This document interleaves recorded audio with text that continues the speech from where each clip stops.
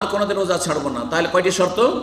তিনটি শর্ত। কিন্তু মানুষের হক যদি কারো টাকা বেইমানি করেছে, 5,000 রিয়াল ধার নিয়েছে আর দেয় না, টেলিফোন চেঞ্জ করে ফেলেছে, হ্যাঁ, টাকা নিয়ে দেশে চলে গেছে, বা কারো মানুষের হক নষ্ট করেছে, মানুষকে মারধর করেছে, মানুষকে গাল দিয়েছে, কষ্ট দিয়েছে, হ্যাঁ, তাহলে কি করতে হবে?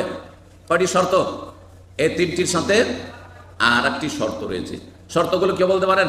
দেখি আপনাদের কাছ থেকে কিছু শুনি। হ্যাঁ বলেন।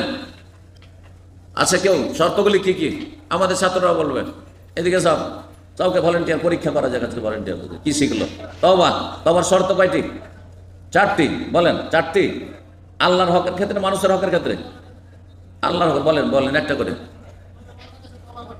হ্যাঁ, প্রথম গুনাহ বন্ধ করতে হবে।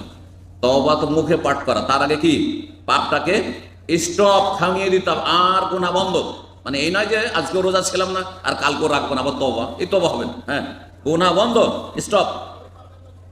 2 নম্বর, অনুতপ্ত, অনুশোচনা, লজ্জিত হইতে হবে। আল্লাহ, আমি চরম অপরাধ করেছি, আল্লাহ, খুব লজ্জিত হইতে হবে। জি। 3 নম্বর, আগামী জন্য প্রতিজ্ঞা করতে হবে জীবনেও আর এরকম অপরাধ করব না। 3টি হলো না?